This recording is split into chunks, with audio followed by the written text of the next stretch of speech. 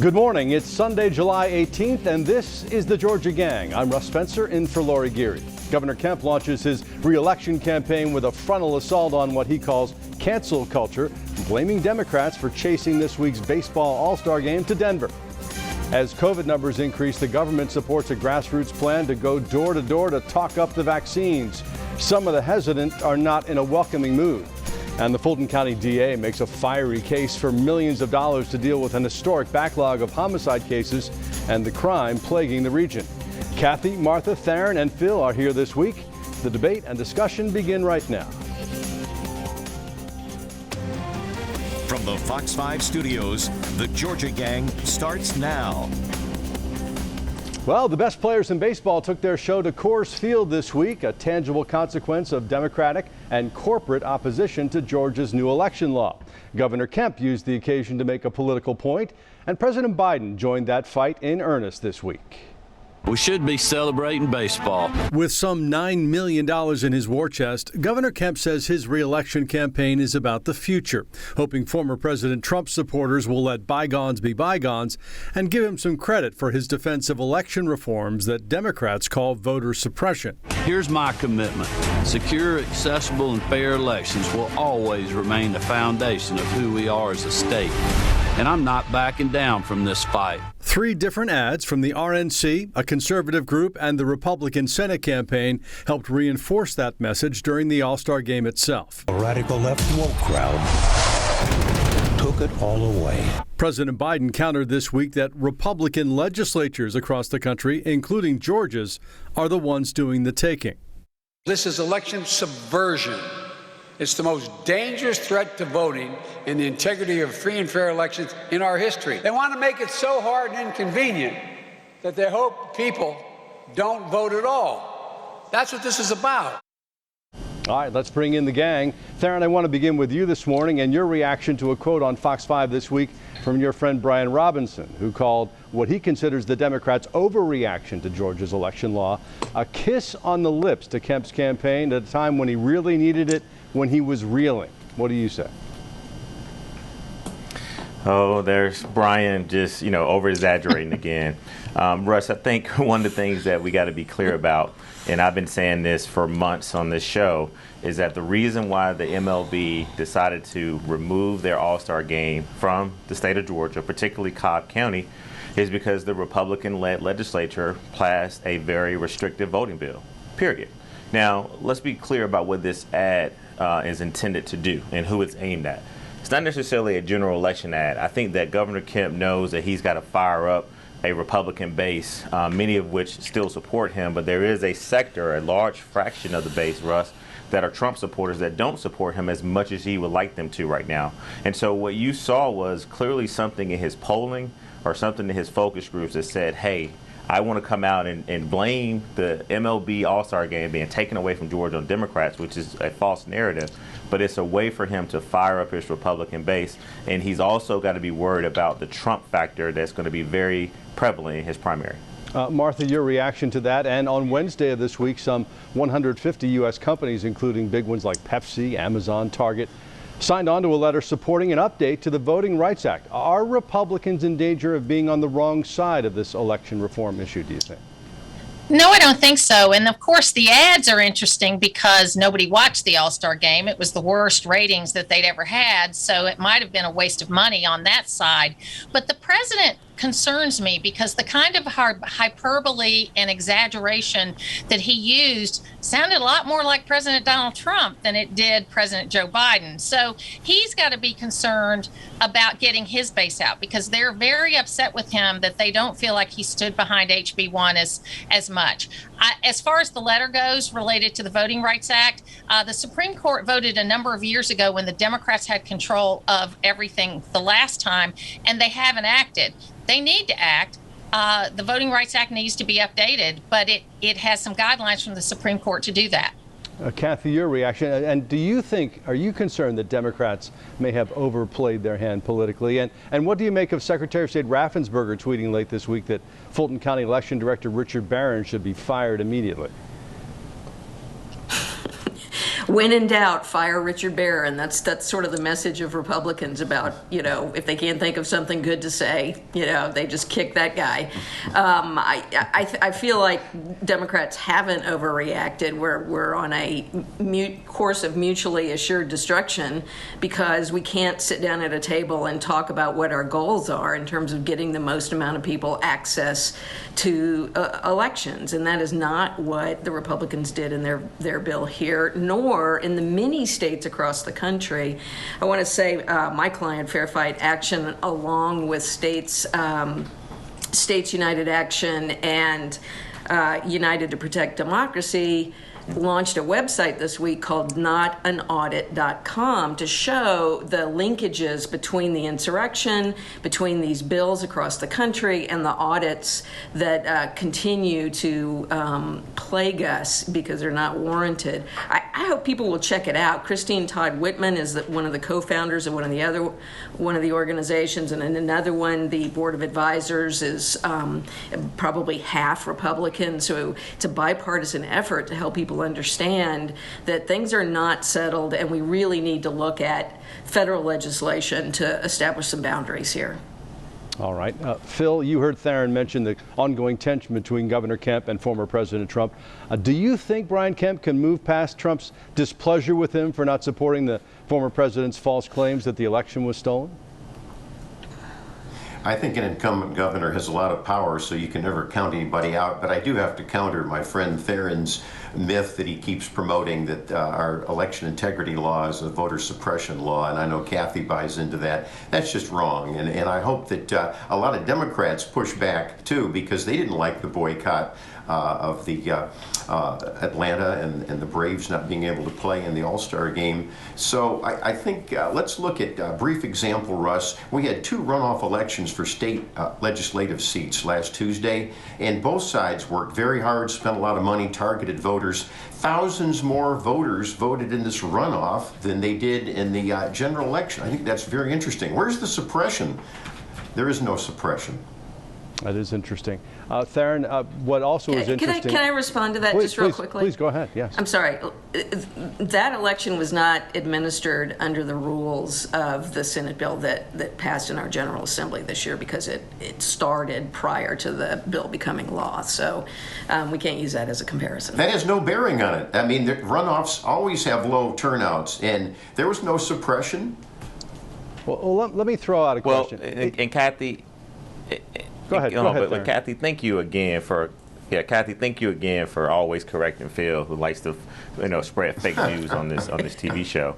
I think the key here is Russ, I got to say this: Republicans wants to take credit for massive sort of voter turnout, and that's just baseless because we know the reason why you're seeing more people turn out in this state is because many organizations and individuals have been working for almost 2 decades to register voters and to encourage them to go out and vote under the old laws. And here's what I'll say, Russ. If the Republicans felt so comfortable that they were going to win in 2021 and in 2022, then why did they just leave the laws the way they were? They knew that they were going to lose even more seats had the rules and the laws that they put in place in 2005 and they put in place last year to deal with COVID-19. They knew they were going to lose more seats, and that's why they changed the laws, and that's why they introduced Senate Bill 202. Well, Martha, let me ask you a question. Is it possible that 2 things are true at the same time? That Georgia's voting law doesn't make it especially difficult to vote, and that Republicans did it to help themselves win, not because of any concern about election integrity? No, I mean, I think that, yes, 2 things can be true at the same time. But in this case, for 14 years since the voter ID was passed, people have been sounding the alarm. Me, Karen Handel, many other people were sounding the alarm that we needed identification, not only for in-person voting, but for absentee ballots. Yes, the election gave the impetus to actually get it passed, but that's not what it was about. This is something that's been talked about. Everybody on this panel knows that identification related to absentee ballots has been talked about for more than a decade. All right, before we go to a break, Kathy and Theron, would you give me a quick answer as to whether you think Stacey Abrams is going to run for governor? Kathy, you first. I'm punting over to Theron on that one. I was going to punt to Kathy. Look, Russ, real quick. I think she's definitely running until she tells us that she's not running. Okay, fair enough. Russ, she's Phil, not you have a running. thought? They won't tell you that. They won't tell you that, but it doesn't look like she's running. They're going to have to hustle for another gubernatorial nominee. All right, we'll keep the tape. Coming up tonight, or this morning, that is, vaccinations are slowing down in Georgia and across the South. I'm used to working at nighttime. We'll examine why and what, if anything, should be done about it. Have a question or comment for the Georgia Gang? Email them at georgiagang@foxtv.com. The people that haven't gotten vaccinated just don't have a lot of trust in the government, and I certainly understand that. We're not done yet. And right now, only 44% of Georgia residents have had at least one shot. And that's just not enough. Governor Kemp and First Lady Dr. Jill Biden, vaccinations are slowing down as the Delta variant spreads, and politics certainly seems to be one of the reasons why. Conservatives reacted angrily to President Biden's comment earlier this month that we need to go door to door to encourage people to get vaccinated. The administration clarified that the door knockers will be local volunteers, not government employees, but the battle lines have been drawn. And Phil, what can be done to reach people, many of them Republicans, who are hesitant to get vaccinated? And should the government even be trying to convince them, do you think? Well, I think that, first of all, the vaccination decision ought to be between the individual and their doctor. We know, for example, that a lot of young people, especially K through 12 kids, really are very, very low risk. I think that another problem that may be lowering the vaccination rate is the fact that you still have people saying, oh, even if you're fully vaccinated, you still have to mask up and we have to have mandates. That's still going on in parts of Georgia, and I think that's counterproductive. So, yes, I think that vaccinations have been helping people, but I think that you've got these cross currents that are lowering the rate. Yeah, we're hearing from hospitals that all the people who are in the hospital are unvaccinated. Kathy, I heard a doctor point out this week that 96% of doctors have gotten the shot after the medical school, residency, all the learning they do, and yet some people seem more inclined to believe misinformation they see on Facebook. What's the solution? Well, the solution is political leadership that doesn't say things like, we won't welcome people that show up at the door to talk to you about getting a vaccine. That is counter to public health messaging. We really need to have people out in the community talking to people, encouraging people to get vaccinated. We'll start to see, once the FDA gives regular approval to these vaccines, more and more employers requiring employees to be vaccinated. And I would suggest that the governor goes so far as, he's accepting applications from businesses for more relief funds. I would suggest that he not accept them from businesses that are not requiring vaccinations of their employees. Why do we give money to companies that are not helping us fight this disease? We've dislocated our economy. We have tons more debt than we ever had before, and I think it's justified, but I don't think we continue to reward companies that are not helping us move forward on this. And so I think we have to get drastic. Last stuff I saw, cases are up 73% here in Georgia. 3 or 4 weeks from now, we're going to start seeing an increase in deaths that are just unjustified at this point.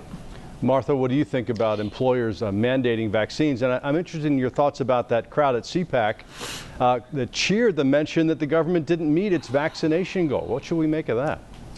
Well, that was a silly thing to do, quite frankly. And one thing I'm conflicted about related to the door-to-door is that the Republican governor of West Virginia did that at the beginning of this vaccination push. He partnered with local pharmacies and primary care physicians and went door to door and had the highest vaccination rate in the world of people 65 and under. 65 and over, and that is in West Virginia, and it was a Republican governor. So I think to Kathy's point earlier about getting around the table and talking about these things, we need to do it because the vaccination works. And I don't think we should cheer about not meeting a vaccination rate. And I think that also what we have to do is talk to your primary care physician about whether it's right for you. That's why it's so important to have a primary care physician. But again, I don't think the federal government should be sending people door to door, but I think that governors ought to have great plans put together, like the governor of West Virginia, who went door to door and had one of the highest vaccination rates in the world. Yeah, a personal doctor certainly seems like a good person to talk to about this. Theron, one sign of the uncertainty at the moment is that 3 school districts, Clayton, DeKalb, and Atlanta, have decided to mandate masks as they begin the school year. Fulton, Cobb, and Gwinnett are making it optional. No one seems sure what to do at the moment. Well, I want to just, echo what Kathy said, and who just did a fantastic job of really, explaining our challenge. And Martha, thank you for your comments as well, because what you just saw are 2 people, Democrat and Republican, coming together and saying, look, we've got to actually have more conversations about encouraging people to take the vaccine. My wife has been a loud advocate, Russ, for employers to encourage their employees to wear masks. To get vaccinated. And I would tell you this, is that I've been talking to a lot of people, Russ, and I'm shocked at some of my friends, professionals who have refused to actually get this vaccine shot. And it's largely because of what Martha and Kathy touched on, and that is that it's a lot of misinformation out there, a lot of unanswered questions. But in regards to schools, I want to applaud DeKalb County Schools, which, full disclosure, is a client of mine, for the superintendent really being bold about why she decided to take the approach and follow the science to make sure that teachers and students wear masks.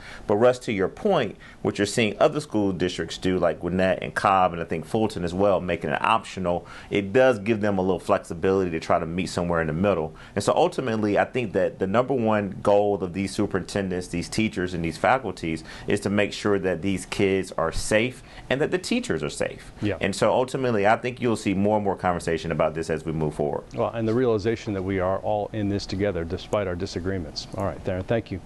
Coming up, the Fulton County DA pounds the lectern as she tells the commission what she needs to do her job and fight crime. We'll be right back. Join the discussion on the Georgia Gang Facebook page and watch past episodes on the Georgia Gang YouTube channel. The number one issue for the mayor's race and for each of your races is going to be crime. You want to know why? Because you can't even go to the gas station in our county anymore. Fulton County District Attorney Fonnie Willis told the county commission in the most passionate terms that she needs $2.7 million to hire 24 people to deal with an historic backlog of homicide cases because COVID shut down the courts. Kathy, you've been in the chair as a president of the city council. Should the commission give her the money? Yeah, absolutely. They should give her the money. And if they don't give her the money, then the governor should give her the money, because he wants to do something about crime, and it would be far more helpful to give her the resources she needs to clear up her backlog of cases than to be running high-speed chases down the residential streets of the city of Atlanta. So somebody needs to step up and give that woman what she needs to get the job done, because she's been, in her short period in that office, she has proven that she makes good decisions, she makes wise use of funds, and that she'll get the job done if she has the resources to do it. All right. On another subject, Phil, I know you're concerned about a proposal by Atlanta Councilman Amir Faruqi that would limit zoning for single-family housing, the goal to make way for denser, more affordable housing. What's your objection here?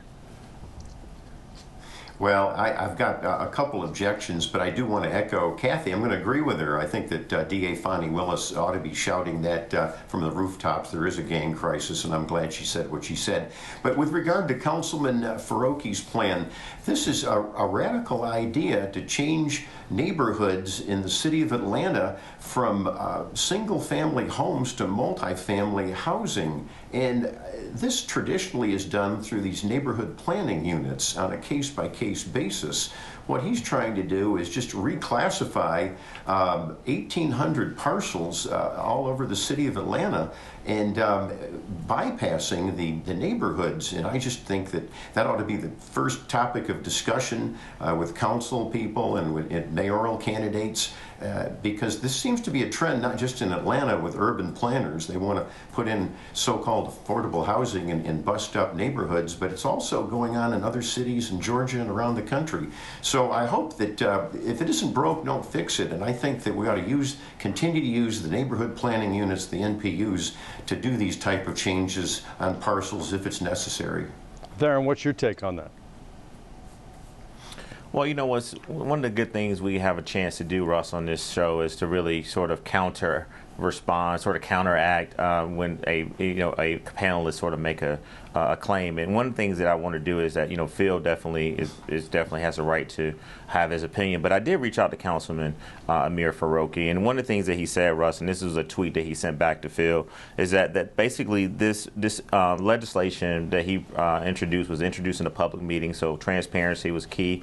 It does not eliminate in any sort of form destroy single-family housing, and quite frankly, the NPUs will have a tremendous amount of input in this.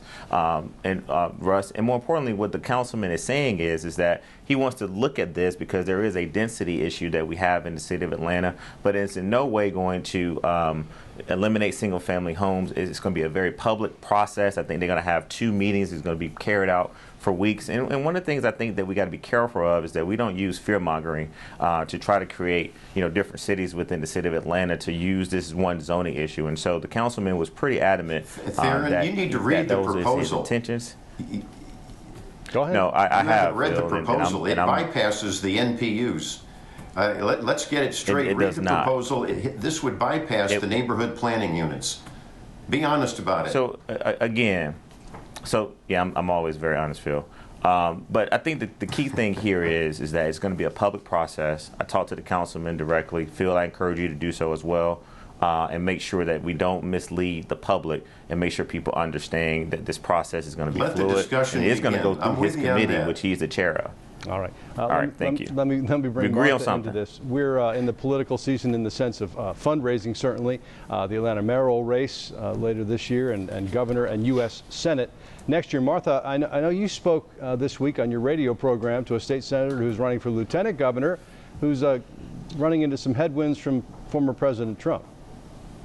Yes, I talked with Senator Butch Miller, and it was after President Trump released a statement that he would not be supporting him. And of course, most people believe this is part of the rollout of State Senator Burt Jones, and he will be getting into the race. But I spoke with Butch Miller, and Butch Miller defended himself very strongly. And he said, look, the president is getting bad information, that he has worked very hard on the issues that both former President Trump is concerned with, and the issues that Georgians are concerned with. He raised $2 million since he got into the race. And so he has shown that he is a contender in this lieutenant governor's race, and I wouldn't count Butch Miller out. All right, Theron, I got 30 seconds for you to talk about the fundraising in the mayoral race. Yeah, really quickly, I think that our viewers are aware that we have a very important race coming up, and former Mayor Kasim Reed raised a little over $1 million, has roughly about $907,000 on hand. Sharon Gay raised another $500,000 and put $500,000 her money in.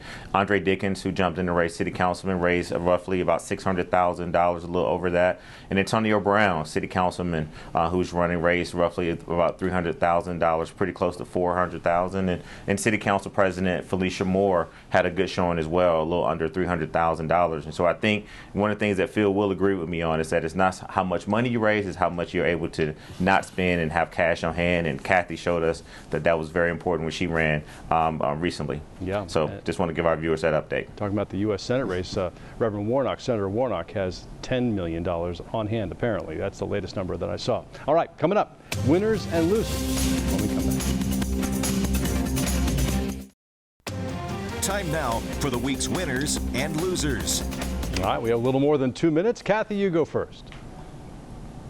Okay, great. My winner this week, Russ, you mentioned the Business for America sign-on letter in support of the John Lewis Voting Rights Advancement Act, and I want to just give a shout out to a homegrown company, MailChimp, for being an early participant in that group and being, I think, the only Georgia-based company that signed on. I hope I'm not wrong about that, but I just want to recognize that they just keep hitting the hits. My loser for this week is Dr. Kathleen Toomey in the Department of Public Health.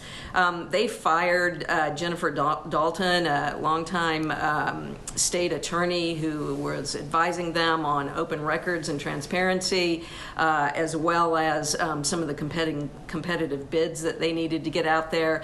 And that's going to be a whistleblower case. It's not going to end well for the state. Yeah, $800,000 she's asking for. Martha, up to you.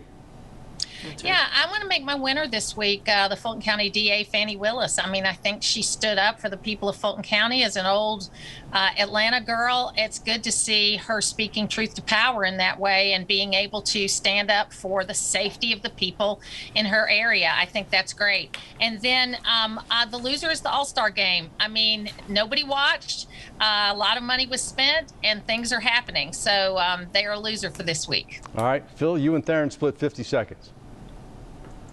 Okay, well, I'm going to make my winner Felicia Moore, the Atlanta City Council president, who says she doesn't want any blanket changes to single-family zoning, and even, get this, Theron, even Kasim Reed does not want these divisive changes. And I do want to do a shout-out to Rebecca Galante, one of our longtime viewers. Her dad's Irwin it's his birthday, so happy birthday. Happy birthday. Theron, you get the last word.